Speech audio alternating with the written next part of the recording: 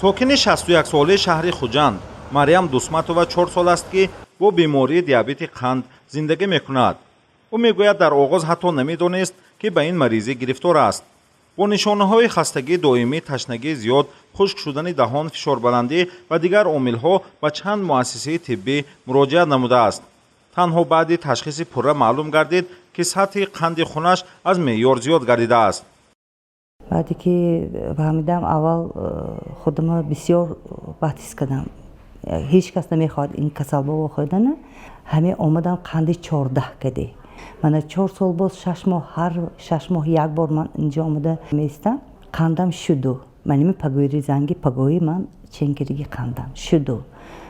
من بسیار خودم خوب حس میکنم. حرکت میکنم که همین 6 ماه 7 ماه 8 ماه با یک بار آمده تشخیص گذارم.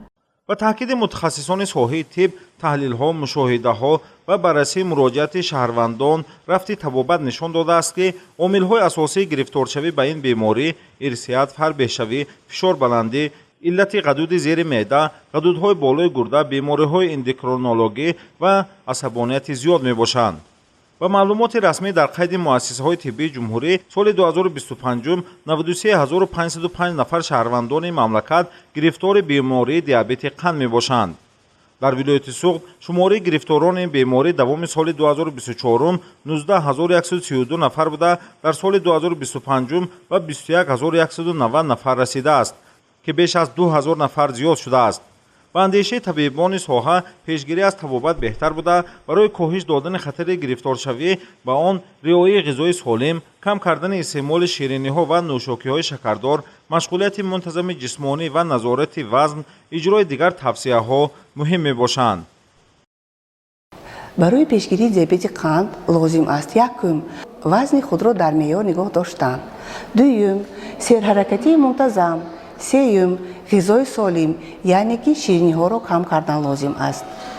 هنگام در هوای تازه در باغ‌های طبیعتی تا 30-40 دقیقه را گردی وزن خود را کم می‌کند و خطر دیابت کم می‌شود. از جانب حکومت جمهوری تاجیکستان بهره پیشگیری بیماری‌ها از جمله بیماری دیابت قند تدبیرهای مشخص اندیشیده می‌شود.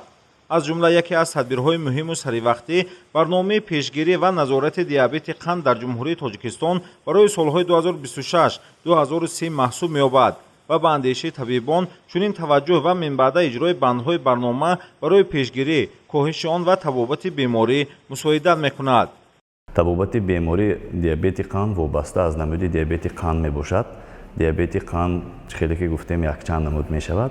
دیابت قند نوع 1 انسولین وابسته، دیابت قند نوع 2 انسولین وابسته و دیابت قند نوع 1 آدمایی که از وقت تولد تا 35 ساله داخل میشوند به این نوع بیماری گرفتار میشن که طبابت است اساساً این انسولین میباشد. دوم نمود خیلی که گفتیم دیابت قند نوع 2 انسولین وابسته میباشد که این با یاری داروهای قند پس کننده قند بیمار را معتدل کردن ممکن است. دیگر نمود طبابت‌هایی که برای بیماری قند برای گویی یا پیشگیری یا خود طبابت این یکم ماجرات باید که خوراک سالم استعمال کردنشان در کار، با ورزش مشغول شدنشان در کار، با آب تاب بدن مشغول شوند یاردم میکند برای طبابت و پیشگیری بیماری دیابت قند. طبیبان توصیه می‌دهند که هر نفر نسبت به سلامتی خود بی‌تفاوت نباشد. تشخیص بروقت و رعایت توصیه‌های دکتران می‌تواند افزایش بیماری را باز داشته از پیدایش عارضه‌های وزنین پیشگیری نماید. سلامتی نعمت بی‌بها بوده، رعایت طرز حیات سالم قدم استوار در راه جلوگیری از بیماری دیابت قند و دیگر بیماری‌ها محسوب می‌یابد. محمود احمدی، دلشاد یوسفی، ولایت سوغد برای برنامه تحلیلی و اطلاعاتی هفته علمی تلویزیون علم و طبیعت.